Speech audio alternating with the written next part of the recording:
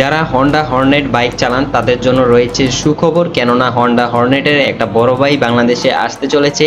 আর এটা কিন্তু হন্ডা কোম্পানিরা নিজেদের অফিসিয়াল ফেসবুক পেজেও এটার ট্রেলার রিলিজ করেছে।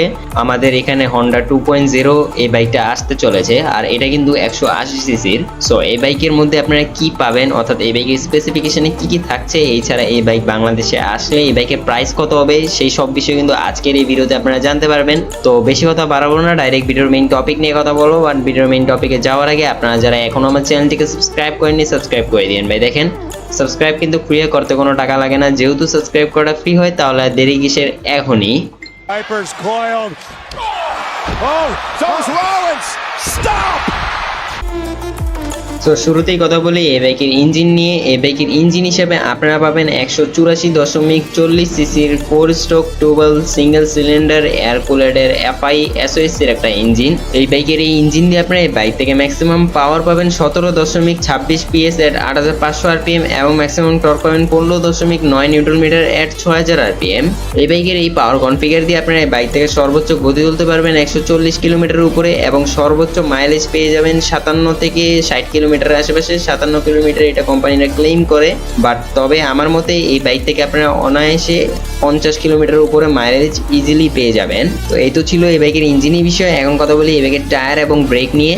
সো এই বাইকের ফ্রন্ট হুইলে আপনারা 110/70 সেকশনের টায়ারের সঙ্গে 276 মিলিমিটারের ডিস্ক পাবেন উইথ এবিএস, এবং রেয়ার হুইলে আপনারা 140/70 সেকশনের টায়ারের সঙ্গে 220 মিলিমিটারের ডিস্ক পাবেন।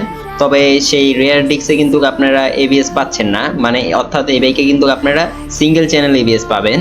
এছাড়া এই বাইকের রাইডার কমফোর্টের জন্য ফ্রন্টে ইউজ করা হয়েছে আপসাইড ডাউন অর্থাৎ ইউএসডি সাসপেনশন, এবং রেয়ার ইউজ করা হয়েছে মনোশক সাসপেনশন। আর এই বাইকের হেডলাইট, টেল লাইট, ইন্ডিকেটরও আপনারা এলইডি এর পাচ্ছেন, এবং এই বাইকের স্পিডোমিটার হিসেবে আপনারা পাচ্ছেন ফুললি ডিজিটাল এলসিডি ডিসপ্লের একটা স্পিডোমিটার। আর এই স্পিডোমিটারটা আরেকটু বড় হলে আমার কাছে পার্সোনালি ভালো লাগতো, তবে এই স্পিডোমিটারও চলে। অন্য হর্নেটে যেগুলো ব্যবহার করা হয়েছে সেম এটাতেই আর কি সেটা ব্যবহার করা হয়েছে। আর এই বাইকের কিন্তু ফুয়েল ট্যাঙ্ক ক্যাপাসিটি থাকছে 12 লিটারের। এখন একটু কথা বলি এই বাইকের বডি ডাইমেনশন নিয়ে। সো এই বাইকের length 2034 millimetre, height 1064 millimetre, seat height 780 millimetre, এবং গ্রাউন্ড ক্লিয়ারেন্স 167 মিলিমিটার।